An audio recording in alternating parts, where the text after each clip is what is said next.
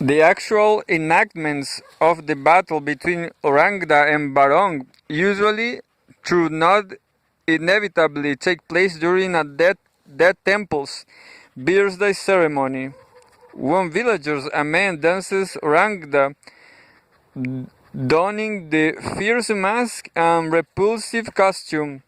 Two others, arranged fore and aft as in the vaudeville horse, dance the elegant barong. Both entranced, the hag and dragon advance warily from opposite sides of the temple yard amid cursed threats and growing tension. At first, Barong fights alone, but soon,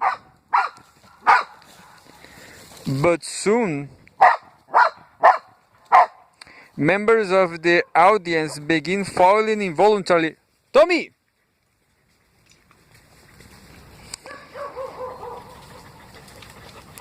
Involuntarily into trance, seizing creases and rushing to his aid. Orangda advanced towards Barong and his helpers, waving her magical cloth. Tommy! Venga, Tommy! She is hideous and terrifying, and although they hate... Tommy, shh!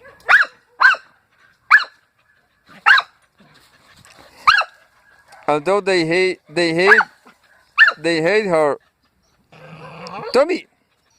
No, Tommy, shh! Tommy! Salito!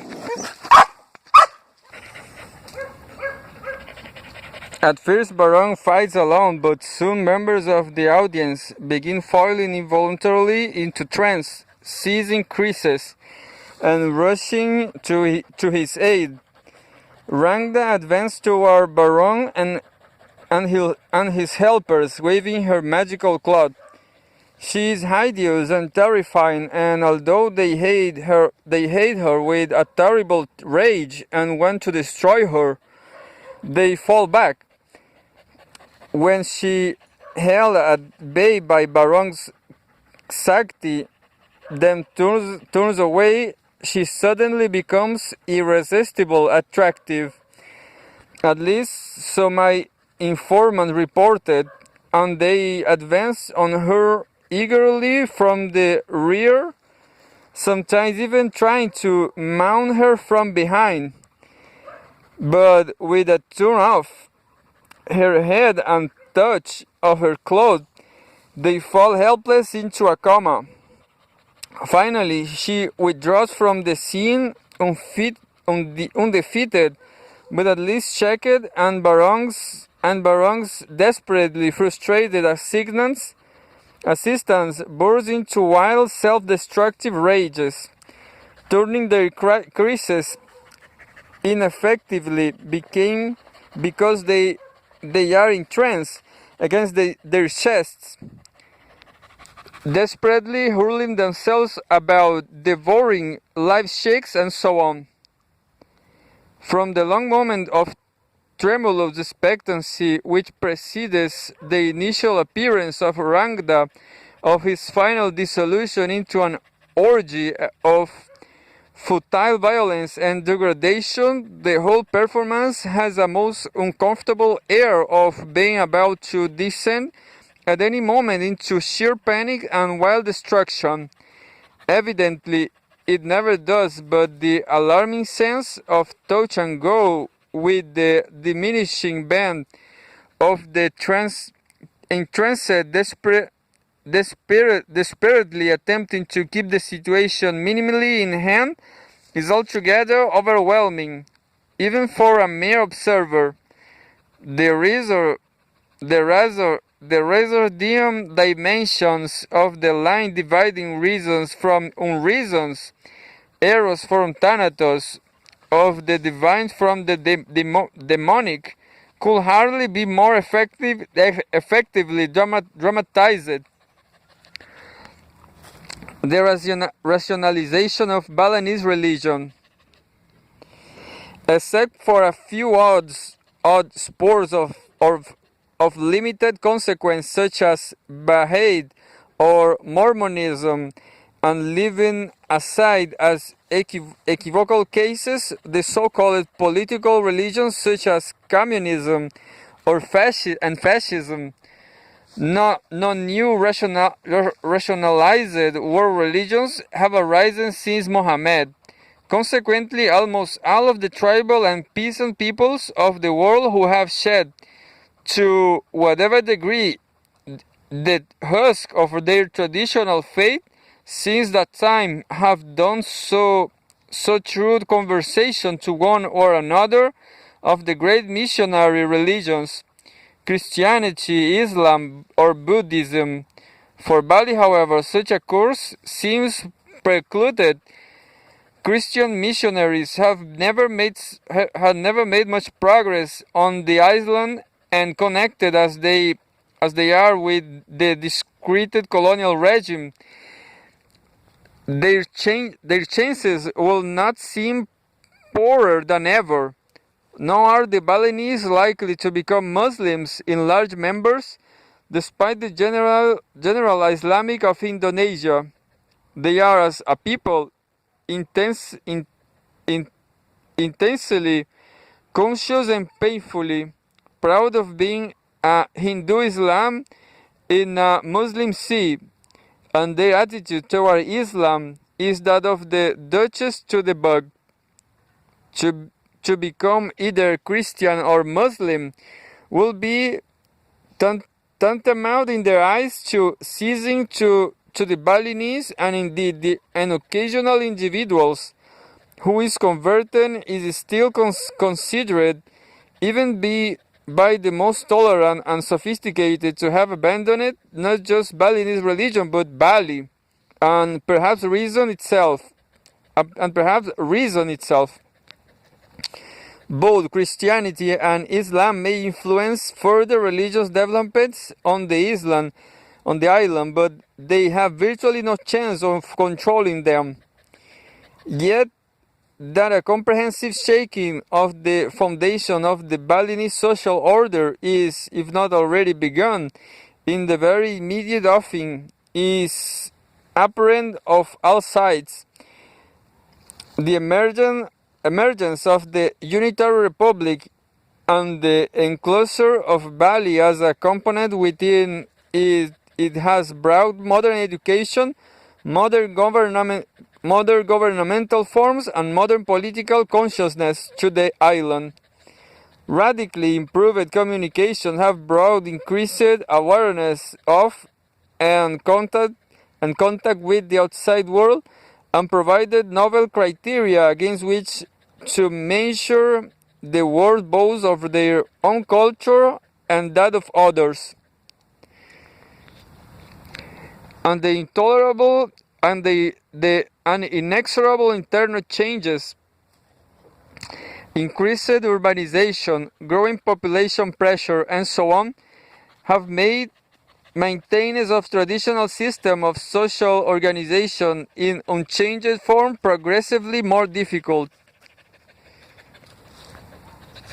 What happened in Greece or China after the 5th century BC, this disenchantment of the world, seems about to happen in altogether different historical context and with an altogether different historical meaning. In mid-20th century Bali, unless, as is of course a real possibility, events move too fast for them to maintain their cultural heritage at all, the Balinese seem likely to rationalize their religious system through a process of internal conversion, following generally and not uncritically the guidelines of the Indian religions to which they have been so long nominally affiliated, but from those doctrinal spirit they have been almost wholly cut off.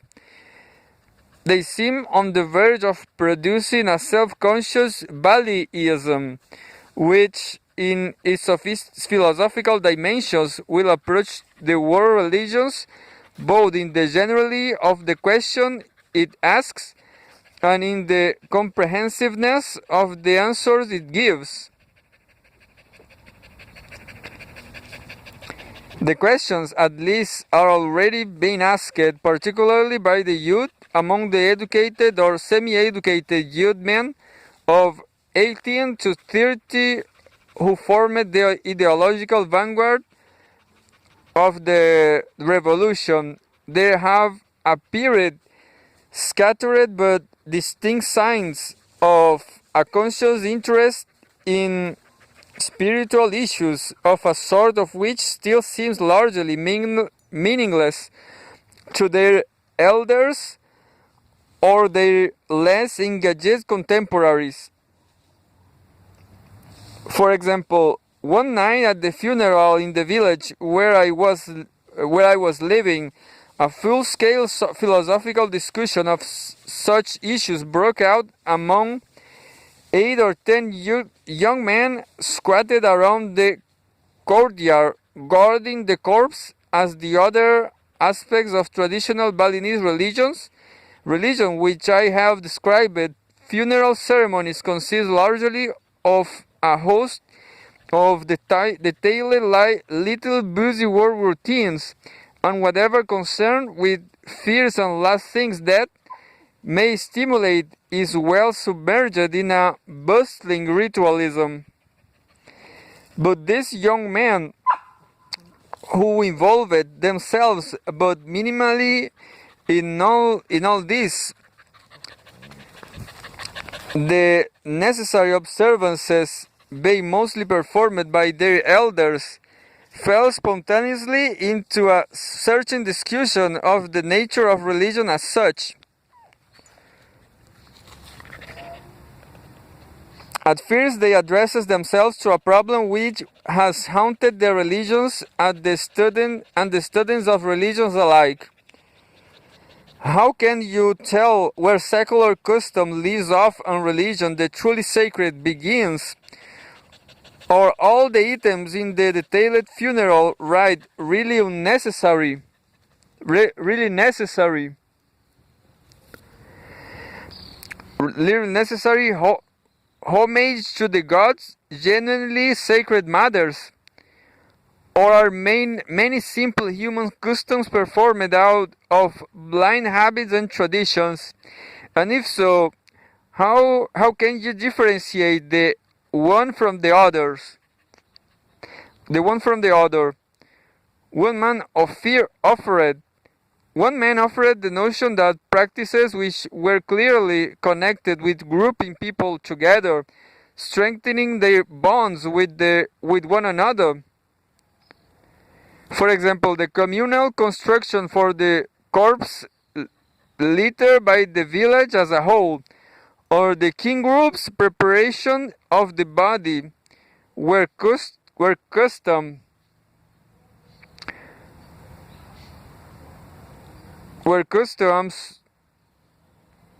and so not sacred, while those connected directly with the gods, the family, obeisance to the spirit of the deceased, and purification of the body with holy water, and so on, were properly religious. Another argued that those elements which appear generally in rituals and observances, which you find virtually everywhere, forbid to death in the temples and the Ragda place. Again, holy water is a good example. Were religious, but those which occurred only here and there, or were limited to one or two rites, were not. Then the discussion veered, as such discussions will, the grounds of validity for religions as such. One man, somewhat Marxist influenced, propounded social relativism. When in Rome, do as the Romans do. a phrase he quoted in its Indonesian form. Religion is a human product meant to up God and then named him. Religion is useful and valuable, but it has no supernatural validity. One man's faith is another man's superstition. At bottom, everything comes down to mere custom. This was greeted with universal disagreement, disapproval, and dismay. In response, the son of the village had offered a simple, non-rational belief position. Intellectual arguments are totally irrelevant. He knows in his heart that the gods exist. Faith is fierce, though secondary. The truly religious person, such as himself, just know that the gods truly come into the temples.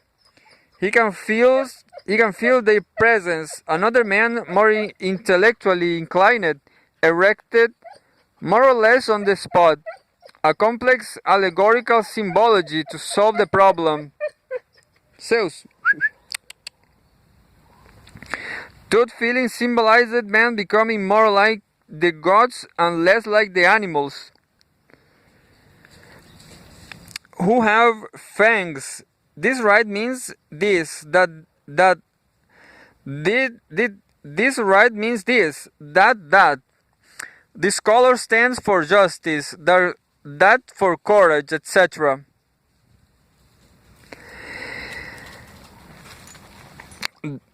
What seems meaningless is full of hiding meaning. If only you have the key.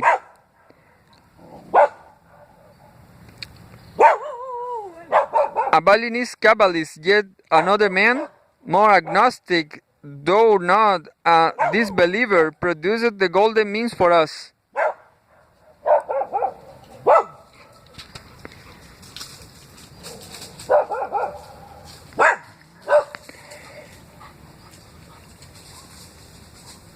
You can't really think about these things because they don't lie within human comprehension. They just don't know.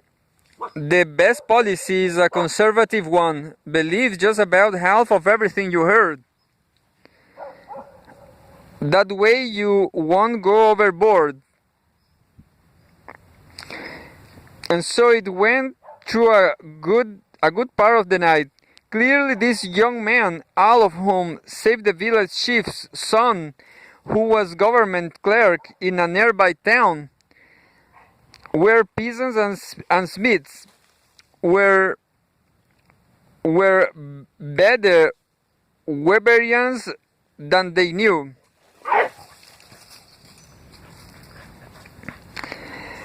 They were concerned on the one hand with segregating religion from social life in general, and on the other with trying to close the gap between his world and the other, between secular and sacred, which does open up by means of some sort of deliberately systematic attitude, some general commitment.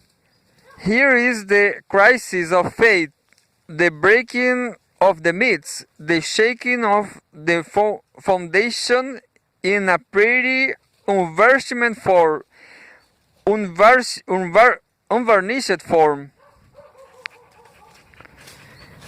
The same sort of new seriousness is beginning to appear here and there, in liturgical contexts as well. In a number of the temple ceremonies, particularly those at which, as is increasingly the case, Abraham Price officiates directly rather than, and has been customary, merely providing holy water for the use of the low-caste temple priest. There is appearing an almost pietistic fervor on the part of some of the young male and a few of the young female members of the congregation, rather than permitting but one member of their family to participate for all in the genuflection of the gods. They all joining, crowding toward the priest so as to have more holy water sprinkled on them, rather than the context of screaming children and idly shouting adults, within which this sacrament usually takes place. They demand and get a huge and reverent atmosphere. They talk afterward about the holy water,